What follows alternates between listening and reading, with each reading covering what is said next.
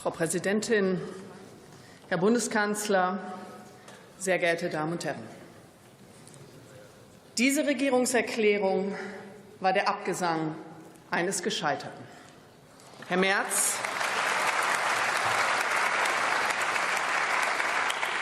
Ihre eigenen Leute diskutieren schon über Ihre Ablösung, aber Sie singen Loblieder auf sich selbst. Zu den Fakten. Der Arbeitsmarkt kippt. 500.000 Jobs hat die deutsche Wirtschaft im ersten Quartal gegenüber dem Vorjahr verloren. Alle 20 Minuten fällt ein Unternehmen dem Insolvenz-Tsunami zum Opfer. Die Industrieaufträge brechen doppelt so stark ein wie erwartet.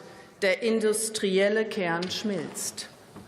Hohe Steuern und Energiekosten, Bürokratie und Planwirtschaft strangulieren die Basis unserer Wirtschaft, während der Staatsapparat immer weiter wächst. Der Exodus der Industrie ins Ausland grenzt an eine Massenflucht. Mit den Unternehmen und den Jobs gehen die Menschen. In ihrem ersten Jahr im Amt sind so viele deutsche Staatsbürger ausgewandert wie nie zuvor. Es sind die Jungen, es sind die gut Ausgebildeten, die gehen, weil sie im eigenen Land keine Zukunft mehr sehen. Die Masseneinwanderung in unsere Sozialsysteme aus der Dritten Welt geht dagegen ungebrochen weiter. Es wandert eine sechsstellige Zahl Illegaler unter dem Vorwand Asyl ein und dazu eine weitere Großstadt durch die Hintertür des Familiennachzuges. Bei den Abschiebungen ist Ihre Bilanz noch katastrophaler als die der Ampel. Sieht so eine Migrationswende aus? Ganz im Gegenteil. Sie manifestieren die verfehlte Massenmigration auch noch, indem Sie die deutsche Staatsbürgerschaft diesen Migranten, diesen Illegalen hinterherwerfen.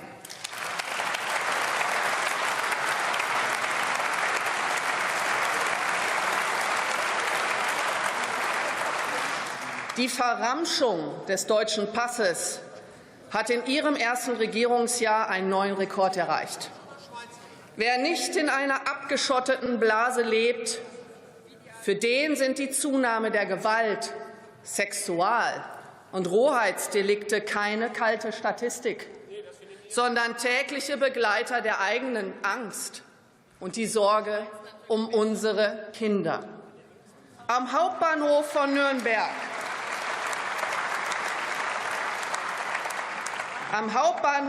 Nürnberg, der Heimat des CSU-Vorsitzenden Markus Söder, machen Migrantenbanden minderjährige deutsche Mädchen mit Drogen gefügig, um sie als Sexsklaven zu missbrauchen.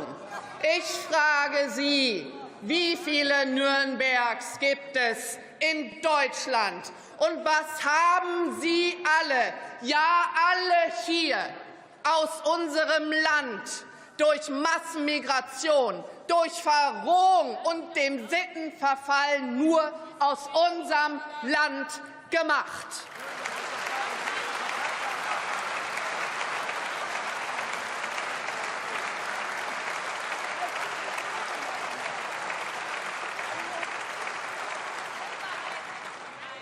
Halten Sie die Deutschen nicht für naiv.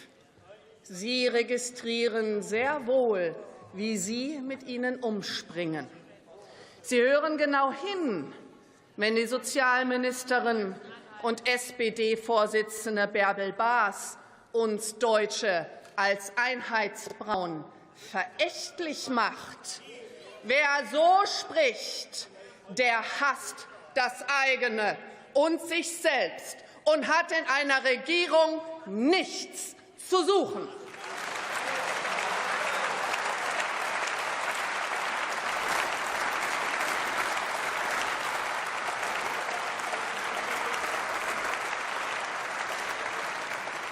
Ihre Verachtung für die Deutschen findet auch in der Sozialpolitik ihren Ausdruck. Die deutschen Steuer- und Beitragszahler sollen höhere Rentenbeiträge zahlen und länger arbeiten. Sie sollen steigende Sozialbeiträge um massive Leistungskürzungen hinnehmen und im Pflegefall ihr gesamtes Vermögen und ihr Eigenheim einsetzen, für das sie ihr Leben lang gespart haben. Aber für die lebenslange Vollversorgung von Millionen Dritte-Welt-Kostgängern sollen sie aufkommen. Mehr muss man über diese Bundesregierung nicht wissen.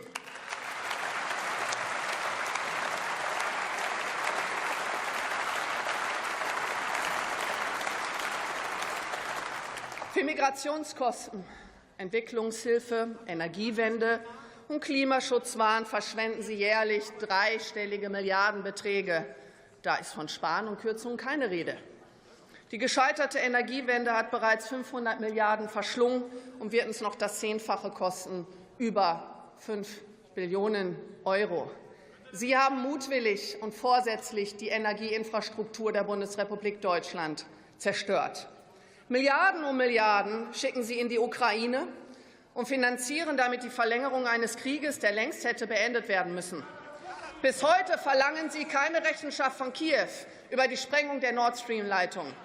Dabei wurde vitale Infrastruktur für unsere Wirtschaft zerstört, und es wurde ein massiver Schaden angerichtet. Stattdessen suchen Sie mutwillig die Konfrontation mit Russland, einer Atommacht, um vom eigenen Versagen abzulenken. Sie reden vom Krieg. Sie reden immer nur vom Krieg. Sie reden vom Krieg und wollen diesen Krieg unterstützen und Deutschland in diesen Krieg hineinziehen. Dabei ist Frieden genau das, was dieser Kontinent braucht, und die Ukraine auch. Reden wir endlich vom Frieden anstatt vom Krieg.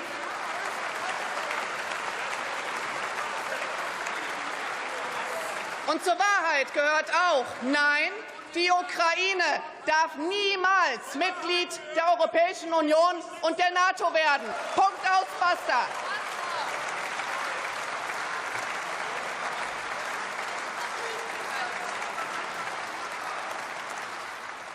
Rekordschulden, höhere Steuern und Abgaben, Deindustrialisierung, Kriegsgefahr, Migrantengewalt, Hassverbrechen gegen die Deutschen. Mehr haben die Bürger von dieser Bundesregierung und von Ihnen nicht zu erwarten. Das ist nicht nur betroffene Hunde bellen.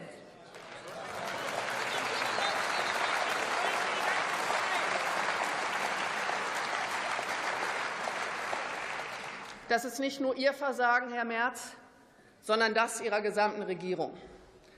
Dafür tragen allerdings Sie die Verantwortung, weil Sie sich auf Gedeih und Verderb der linken, leistungs- und deutschenfeindlichen SPD unterworfen haben.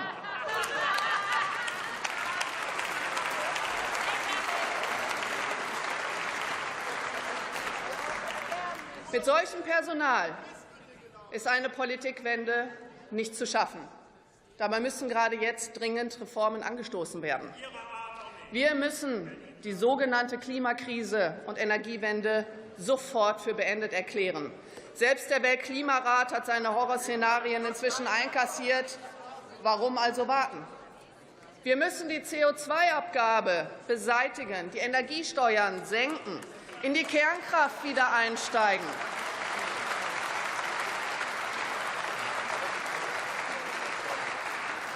Verbrennerverbot und Heizungsdiktat komplett abschaffen.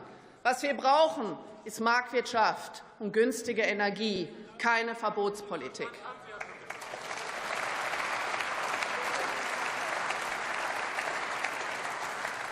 Das Staatsbürgerschaftsrecht muss reformiert und die Einbürgerungshürden drastisch erhöht werden. Die sozialstaatlichen Migrationsmagneten müssen abgeschaltet werden. Illegale Migranten müssen ausnahmslos an unseren Grenzen abgewiesen werden. Straftäter und Illegale müssen zurückgeführt werden.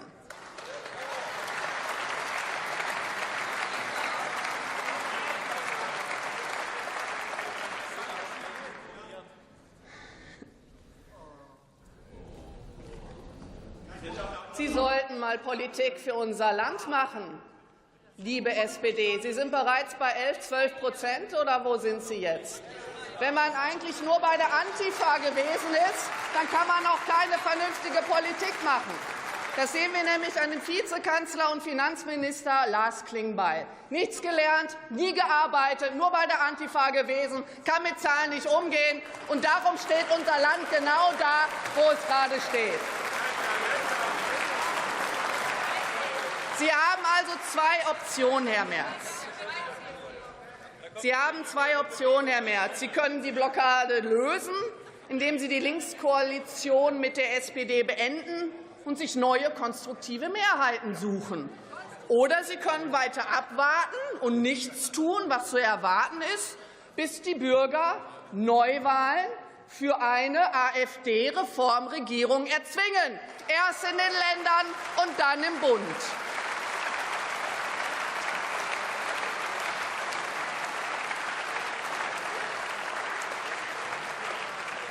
Wir sind bereit, Verantwortung zu übernehmen, weil es Deutschland verdient hat, weil wir Deutschen es verdient haben, gut regiert zu werden. Ich bedanke mich.